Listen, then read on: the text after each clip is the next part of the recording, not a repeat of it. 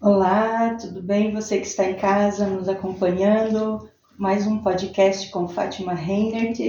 Estamos aqui com o nosso convidado, irmão Guilherme. Seja muito bem-vindo, né? É um prazer recebê-lo aqui no nosso podcast. Para quem não conhece, né, o irmão Guilherme, né? Se apresenta aí para o pessoal que está em casa, né? Falando um pouquinho aí de quem é o Guilherme, né? E como que iniciou a sua trajetória aí na caminhada com Jesus. Bom, sou Guilherme Veiga, hoje terceiro dirigente na RAL, né? Estou crescendo no meio espiritual ali na igreja e tudo mais.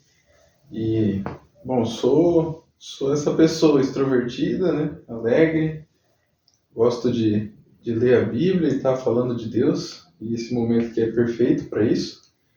E minha caminhada começou na minha infância já, né? Já cresci dormindo na igreja, debaixo do banco, né? Glória a Deus. É isso aí. Então, desde criança, né, já no caminho do Senhor. Glória a Deus. E, então, o nosso tema, né, de hoje, né, é a verdadeira ação, né, do Espírito Santo, né?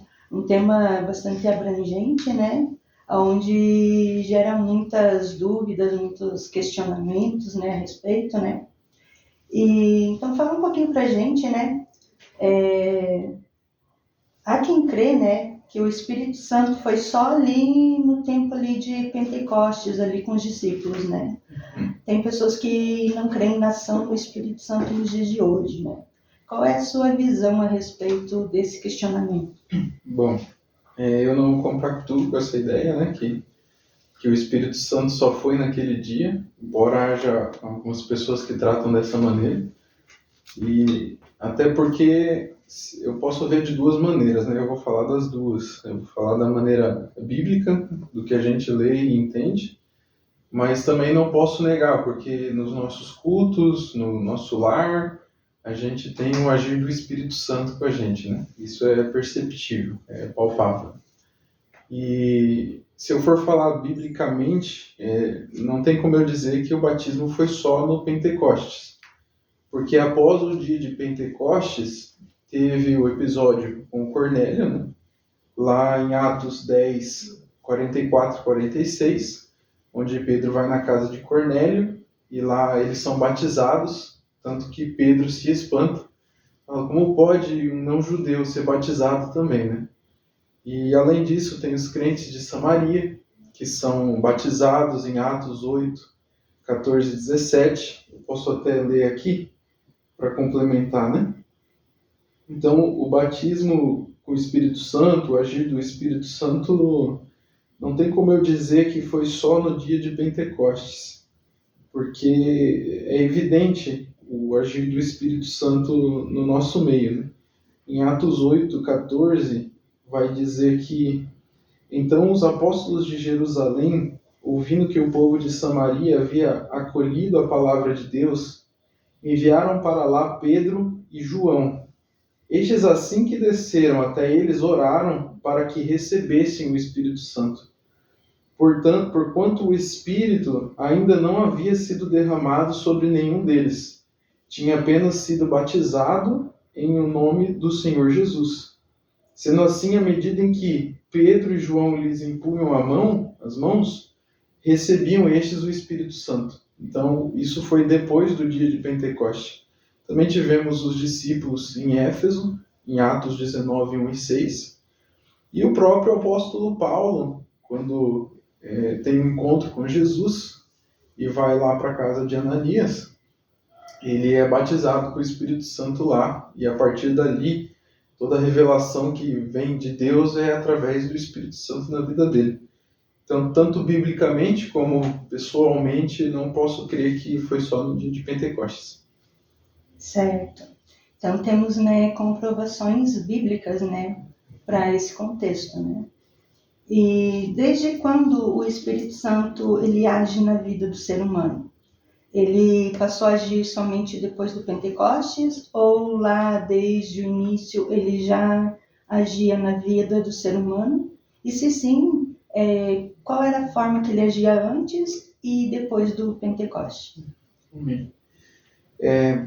Quando que o Espírito começa a agir na vida do ser humano? Se a gente ler lá em Gênesis, quando Deus vai criar a Terra, ele fala, façamos o homem à nossa imagem e semelhança.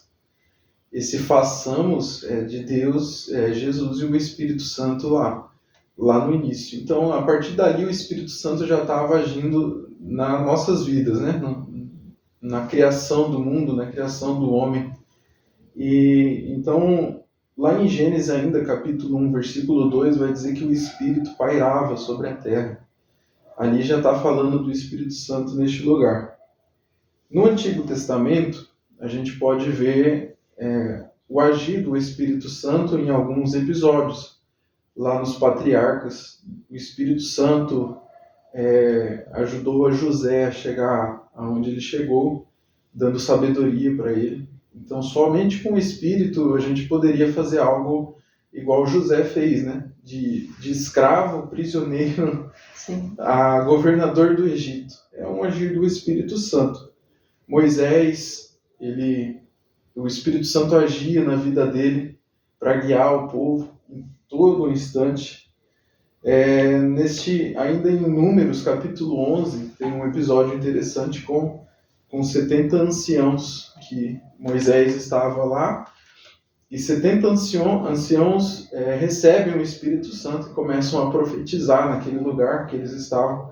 E não só os que estavam no tabernáculo, tinha 2 fora do tabernáculo. Tem um episódio interessante que Josué fala para Moisés, repreende eles, Moisés. E Moisés, você está com ciúme, para aí. Bom fosse que todos recebessem o Espírito e profetizassem nesse lugar.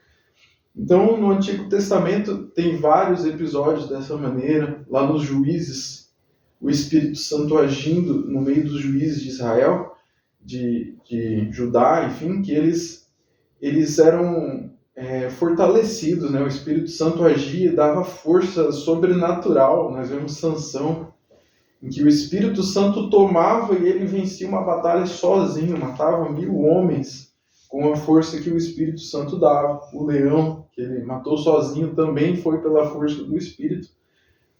Nós vemos os reis de Israel, quando Davi assumiu, quando Saul assumiu o seu reinado, ele profetizou um longo caminho, né? E a gente viu o agir do Espírito muito nesse sentido, em profecia, em força, no modo de agir deles.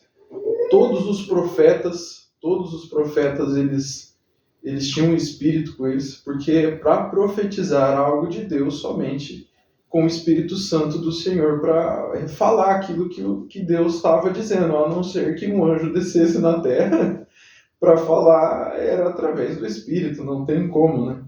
Então a gente vê no Antigo Testamento muitas revelações do Espírito Santo, e no Novo Testamento, antes que houvesse o Pentecoste, a gente vê Zacarias sendo cheio do Espírito, a gente vê João Batista lá no ventre da sua mãe já se alegrando, e Isabel se alegra naquele momento e profetiza sobre a vida de Maria pelo mover do Espírito Santo. Então tem muitas evidências do agir do Espírito Santo antes. Qual a diferença, né? Você me perguntou ali no fim.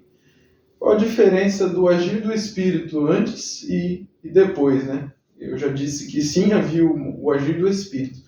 A diferença é que o Espírito Santo, ele vinha, ele usava a pessoa era cheia do Espírito, mas depois daquele momento em que ela profetizou, ou que ela teve a força sobre-humana, né? Enfim, quando o Espírito Santo agiu na vida dela, ele se retirava.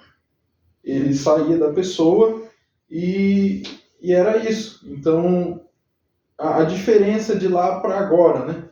O Espírito Santo antes, ele vinha e se retirava.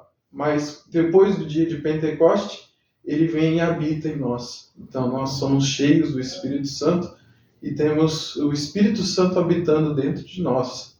E essa que é a verdade através da Bíblia, né? Glória a Deus. Somos o templo, né, do Espírito Santo, e ele nos enche e continua permanecendo conosco, né, todos os dias. E quais são as evidências de uma pessoa cheia do Espírito Santo, né? Como que acontece o batismo no Espírito Santo? Tem muitas pessoas que às vezes têm dúvidas, né, sobre essa questão. Fala um pouquinho sobre isso pra gente. As evidências do batismo no Espírito Santo. As evidências fortes do batismo no Espírito Santo, primeiramente, ela é visível e ela é constante na vida da pessoa. E o que é isso? A transformação de caráter da pessoa. Quando o caráter dela é transformado, você vê que ela realmente é uma pessoa que o Espírito Santo habita nela. Então, quando o caráter dele muda, ele transforma aquela pessoa, né? Então, se ele era ladrão, não rouba mais. Se ele era corrupto, ele não é mais. É notório isso, é visto na pessoa a diferença, né? Então, uma das evidências, né, do Espírito Santo é o que a Bíblia chama de fruto do Espírito.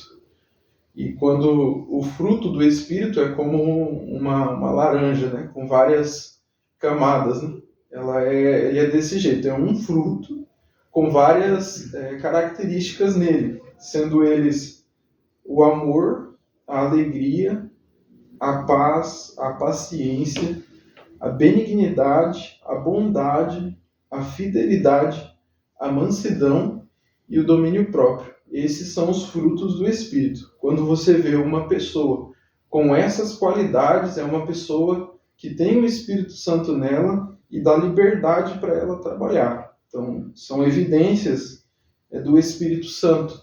Outras evidências, o amor pela palavra de Deus. Quando a gente tem o Espírito dentro de nós, ele começa a nos ajudar nesse sentido, né?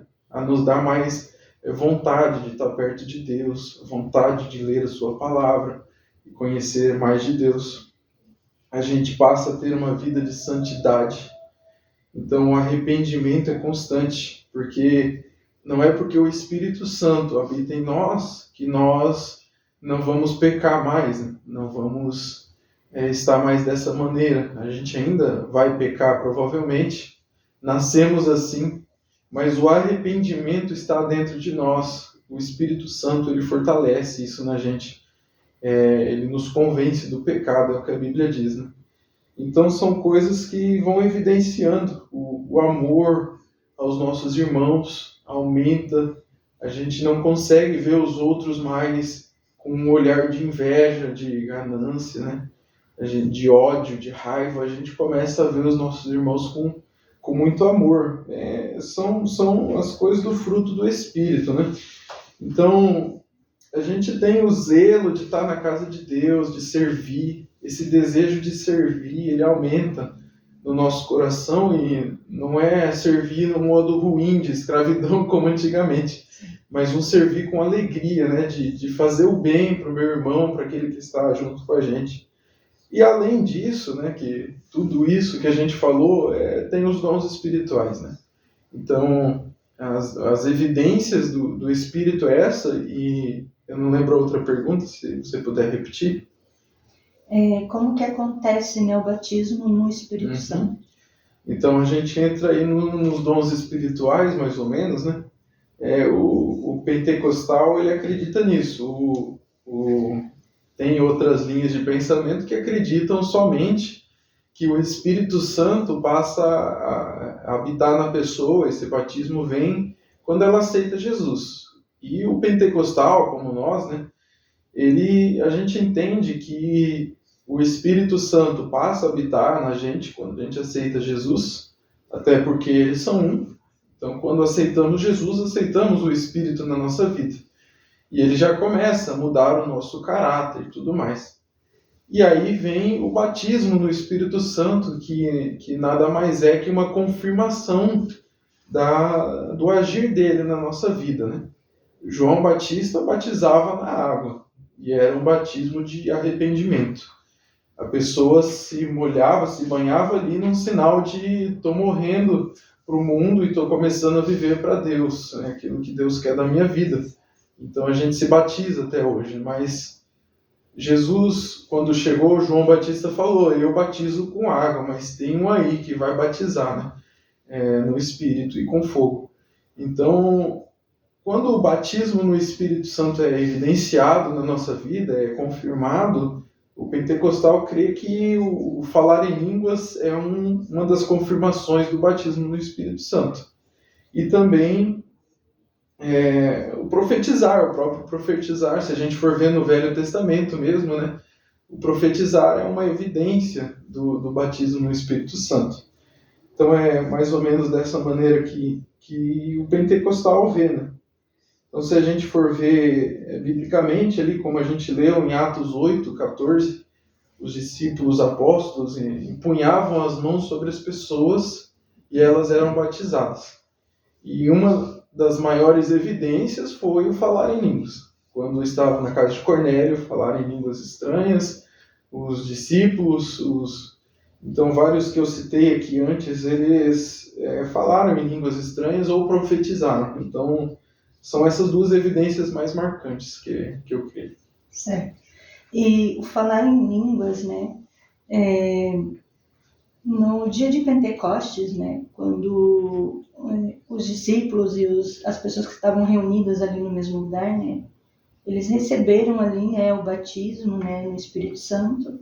E ali eles falaram em línguas, né? E as pessoas que estavam ao redor, elas entendiam cada uma na sua língua, né? O que eles estavam falando. E as pessoas que não entendiam, que não compreendiam, né? Esse agir do Espírito Santo, eles até acharam, né? Que eles estavam embriagados, né? Então ali eu vejo que há sim, né? Um mover diferente, né?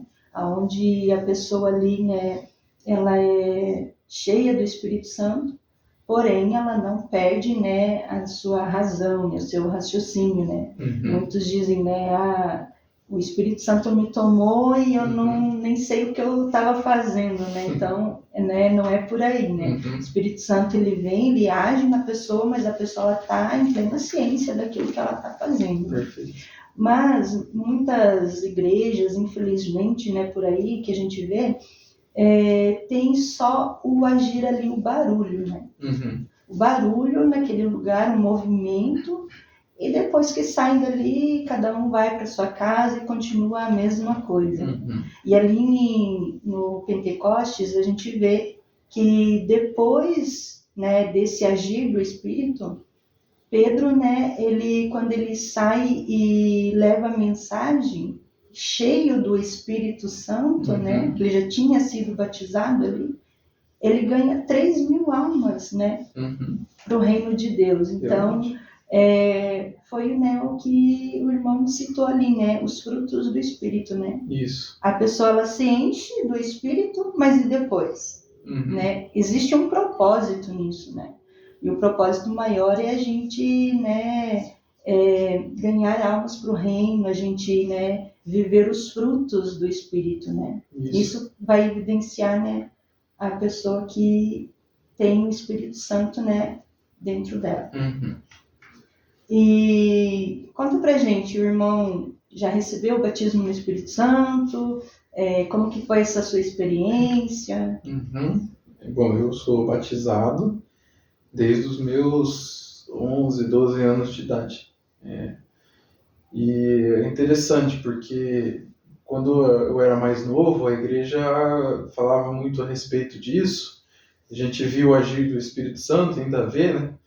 Mas quando eu era novo, a gente não entende. Com 11 anos de idade, você vive nesse ambiente e não entende muito. Mas eu desejava. A gente tá ali, os professores na escola dominical, na igreja, nos ensinando o que era o agir do Espírito Santo, e havia um desejo forte no meu coração disso. É interessante que quando a gente começava a buscar o batismo no Espírito desde novinho, a gente, eu mesmo, eu era terrível, né? A minha mãe mesmo me conta as coisas, eu lembro algumas situações, né, que eu nem parava na igreja, eu cheguei a combinar com o pastor para ser porteiro da igreja só para ficar lá embaixo, né? Isso com 10, 11 anos de idade, né? Eu bagunçava. Minha mãe conta que eu derrubava as pastas das irmãs quando eu era bem pequenininho, né? E corria debaixo do banco. Então, eu era bem terrível, assim. Mas, com 11 anos de idade, ali eu tive esse privilégio de ser batizado. Eu lembro que minha mãe me contou, não lembro muito bem desse episódio, mas o meu tio, ele é pastor também, e ele não tem filho homem, né? Ele tem uma filha mulher que nasceu por um milagre, né? Tinha 7 meses quando ela nasceu na barriga, nasceu prematura, foi um milagre de Deus. E ele era para ter um filho homem, ele perdeu, né? Então, quando eu tinha 11 anos, esse meu tio foi visitar a gente e ele fez uma oração por mim. Ele falou, Deus, eu não tenho filho homem, então eu vou passar a minha bênção para o meu sobrinho, igual o Isaac passou lá para Jacó, né? E ele fez isso comigo. E depois dessa oração do meu tio por mim, eu buscando o batismo no Espírito Santo, eu fui batizado. E como eu fui batizado, né? Tinha vários cultos onde o mover de Deus acontecia, né?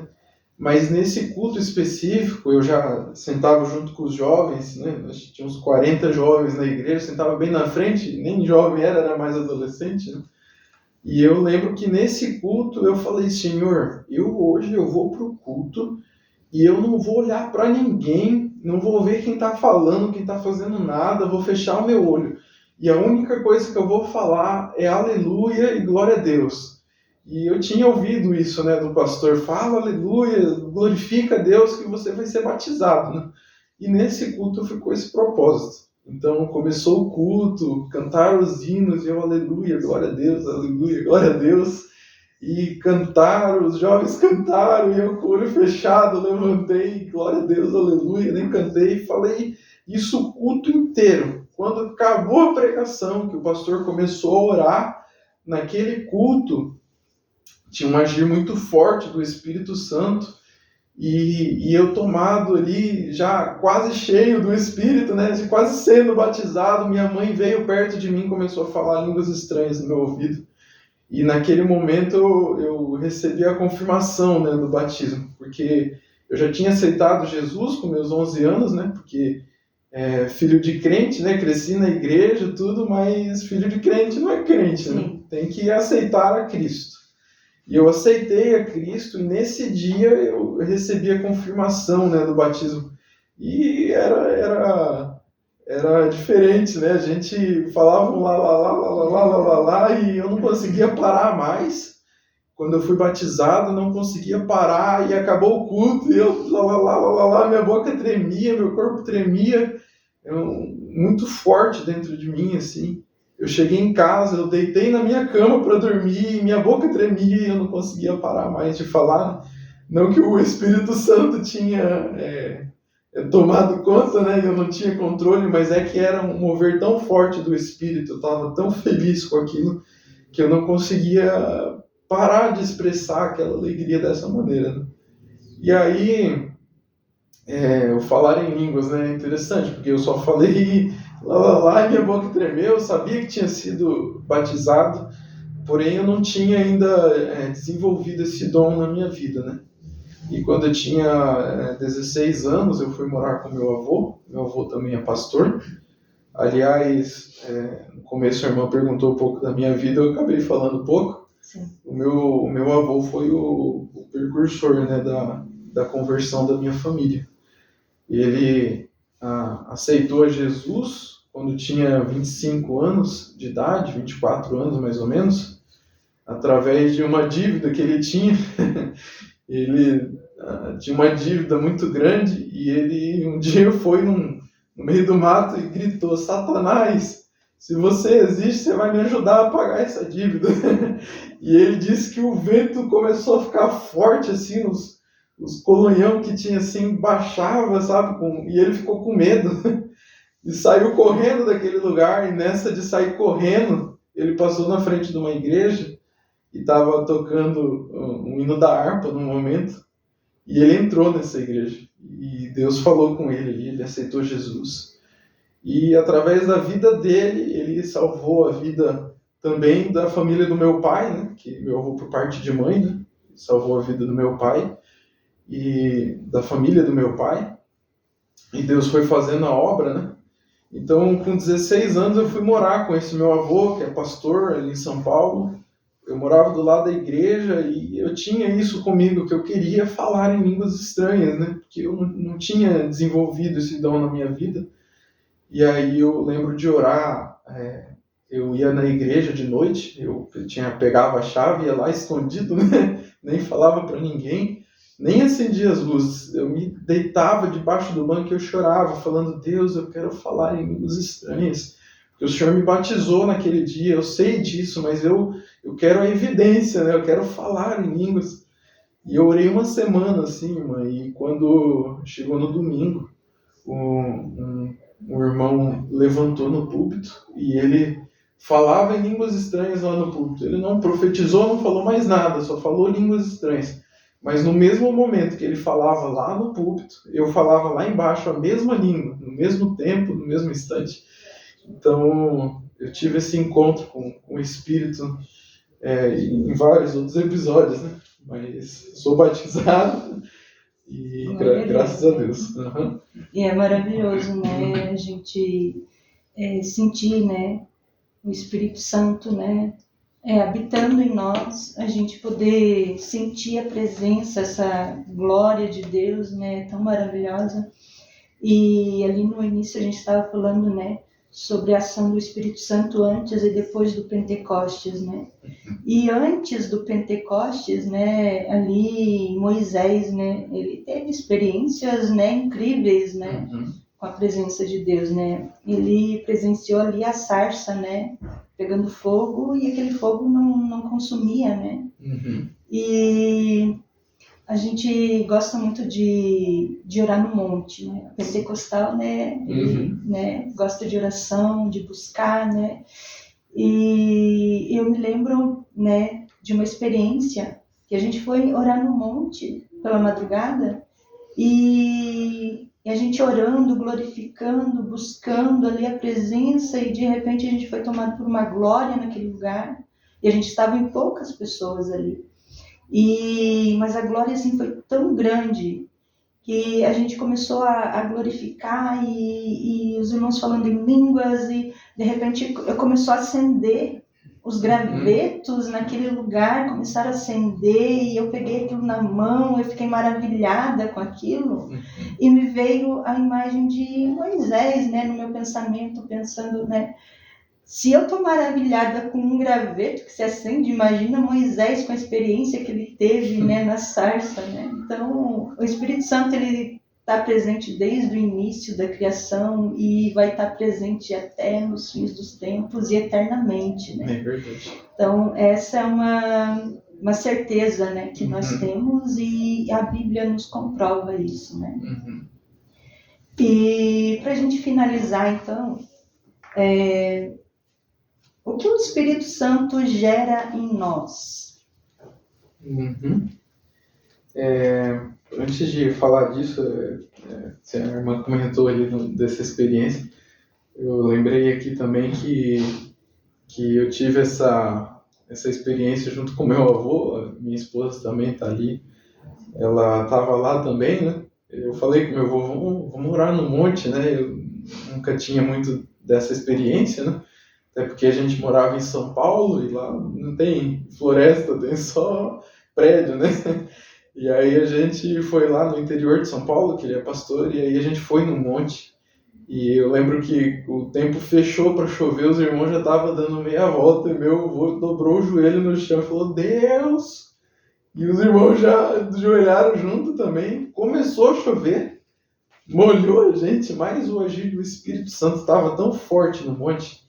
E eu lembro que eu tava com o olho fechado, eu nem abria o olho, assim. Daqui um pouco meu avô me cutucou, falou, Guilherme, abre o olho. Cutucou minha esposa também, olha só. Daí a gente começou a olhar o chão, tava todo fluorescente, né? Tava todo iluminado. E a gente não viu só isso. O tronco, até a metade do tronco tava tudo iluminado. e a gente via seres atrás dos irmãos, meio que regendo aonde a gente estava. A gente louvava a Deus ali e parecia que eles estavam regendo junto com nós, cantando. E eu lembro de ver essa cena, né? Foi muito marcante na minha vida ali, nesse momento, né? E por quê, né? O graveto brilhando ali, o tronco brilhando, não tem nada bíblico que fala a respeito disso. Mas a verdade é que a natureza louva o Senhor. Então, ao louvar ao Senhor, ela faz aquilo que a gente não está acostumado a ver. Ela resplandece, né? E eu lembro de levar o graveto para casa no meio da Bíblia e ele se apagava, mas eu fechei a porta no quarto, voltei a orar e aquele graveto voltava a brilhar. Então, todos os seres louvam ao Senhor, né? Então, o agir do Espírito Santo, né? Como o Espírito Santo age na nossa vida. Como eu falei antes, né? Ele age transformando a nossa vida. Primeiro, ele nos convence do pecado. E a gente nasceu pecador.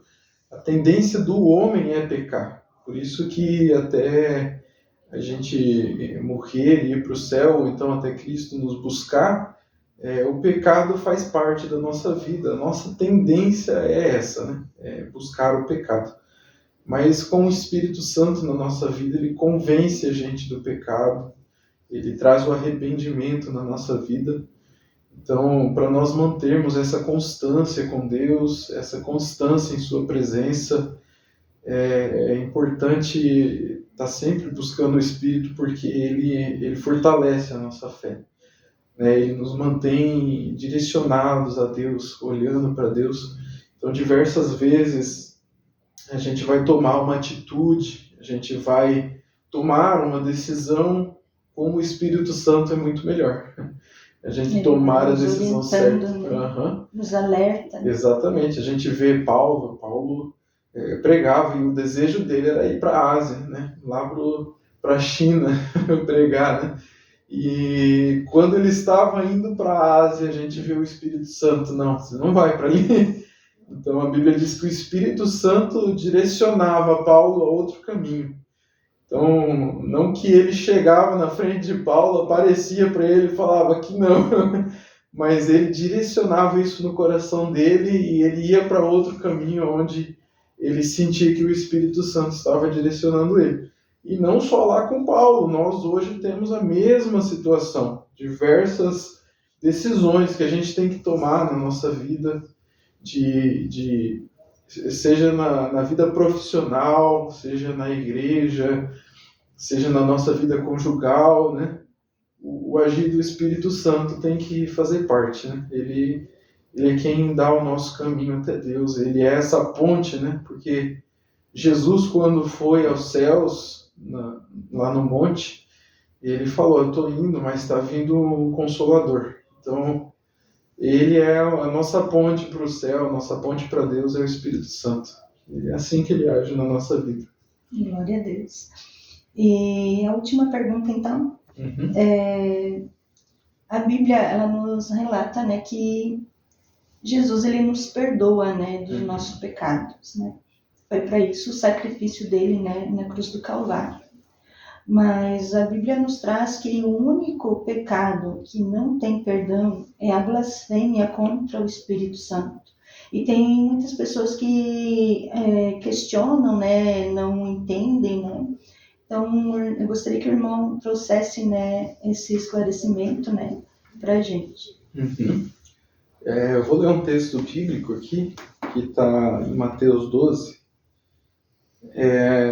12:22 em diante. Vai dizer assim: depois disso, aconteceu que lhe trouxeram um endemoniado, cego e mudo, e ele o curou de modo que pode falar e ver. Então toda a multidão ficou atônita e exclamava: é este porventura o filho de Davi? Mas os fariseus, ao ouvirem isso, murmuraram: este homem não expulsa demônio, senão pelo poder de Beelzebu, o príncipe dos demônios. Então Jesus compreendia os pensamentos deles e lhes afirmou: todo reino dividido contra si mesmo será arruinado, e toda cidade ou casa dividida contra si mesma não resistirá. Se Satanás expulsa Satanás, está dividido contra ele próprio. Como poderá então subsistir o seu reino? E se eu expulso demônios por Beelzebu, por quem os expulsam vossos filhos? E por isso eles mesmos serão os vossos juízes. Mas se é pelo Espírito de Deus que eu expulso demônios, então verdadeiramente é chegado o reino de Deus sobre vós. Ele continua aqui, né? E no versículo 31 ele vai dizer: portanto eu vos assevero, todos os pecados e blasfêmias serão perdoados às pessoas. A blasfêmia contra o Espírito Santo não será, porém, perdoada. Então, o que é a blasfêmia contra o Espírito Santo? A gente vê o próprio Cristo falando que não tem perdão isso. E o que é a blasfêmia do Espírito Santo? É atribuir algo do diabo, né? Dizendo que algo de Deus foi o diabo que fez. Então, isso é a blasfêmia, né? É claramente uma obra do Espírito Santo e a pessoa está falando que é do diabo, né? Então, isso seria a blasfêmia contra o Espírito Santo. Mas para o pessoal que está nos ouvindo, né, se você está preocupado, se um dia chegar isso no seu pensamento, eu lembro que uma vez eu tive esse pensamento para mim, irmã. Eu lembro que eu fui numa igreja pequenininha, tinha uma mulher lá com um vestido branco, ela rodopiava, e eu lembro de pensar, né, parece um terreiro de macumba. E naquele dia eu era jovem ainda, e depois eu fiquei muito preocupado, pensando, será que eu blasfemei contra o Espírito Santo? Mas a verdade é que se você está pensando isso, provavelmente você não blasfemou. Porque aquele que blasfema contra o Espírito, ele já tem convicção no seu coração daquilo. Ele já perdeu a sua salvação, né? O coração dele, aceita. Exatamente, já está endurecido, igual dos fariseus. Eles não queriam acreditar que Jesus era o Messias. O coração deles já estava duros, apedrejados. Então eles atribuíram até aquilo que Deus estava fazendo a Beelzebu, né? Ao diabo. Então seria isso a blasfêmia contra o Espírito Santo. Então não tem perdão realmente, mas é aquele que está com o coração já convicto, endurecido disso, né? Então eu creio que aqueles que pensam, será que eu estou, meu Deus, não blasfemaram, né? E se chegaram a falar algo, não foi de coração. Né? Sim, até porque todo que se arrepende, né, Isso. será salvo, né? Exatamente. Aquele que se arrepende verdadeiramente e abandona, né, o mau caminho, né? Jesus veio para estes, né, não para os sãos, né? Ele veio para os doentes, né? Aquele que se arrependeu, assim como nós, né, que outrora, né, éramos, né, pessoas terríveis. Né? E graças a Deus que Jesus, né, nos alcançou e somos agora, né, cheios do Espírito Santo para a glória de Deus. Né? É verdade. Então seria isso. Eu quero agradecer, né, a tua presença, a tua participação aqui conosco, né? Será sempre bem-vindo aqui, né? E gostaria então que o irmão finalizasse agora o nosso podcast fazendo uma oração aqui por nós, pelo pessoal que está em casa nos ouvindo, né? Amém. Amém. Amém. Eu quero também agradecer a irmã, né, por ter me convidado. Falar de Deus para mim é uma alegria. Eu amo falar de Deus, que vai edificando a nossa vida e aqueles que nos ouvem. Então, muito obrigado. Obrigado à minha esposa que está ali também, né, que me acompanha em tudo. E a sua casa, a sua família por ter me recebido aqui. Então, vamos fazer uma oração. Senhor, eu te agradeço, Pai, por este momento, por este podcast, Deus, onde a irmã Fátima está, Senhor, trazendo a tua palavra à tona aos corações. Senhor, eu oro por essa casa, por essa família, Senhor, que nos recebe.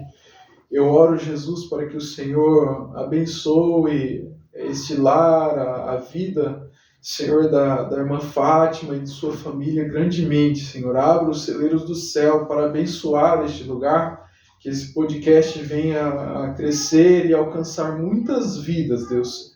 Eu oro por aqueles que nos ouvem, Senhor, neste dia, Deus, eu te agradeço por essas pessoas e peço que o Espírito Santo, aquele ao qual nós falamos aqui neste momento, que o Senhor venha a operar no coração daqueles que nos ouvem. Que o Espírito Santo venha alcançar essas pessoas que nos ouvem, venha agir, venha transformar com o fruto do Espírito, o qual nós falamos. No nome de Jesus Cristo, Senhor, é o que eu te peço, é o que eu te agradeço. Continua conosco, Pai, e guia-nos, Espírito Santo, neste caminho que trilhamos até que o Senhor venha. Em nome do Senhor Jesus eu oro, Pai. Amém. Amém. Amém. E você que está em casa, que ainda não é inscrito no nosso canal, se inscreve aí, ativa o sininho para receber as nossas notificações. E até a próxima.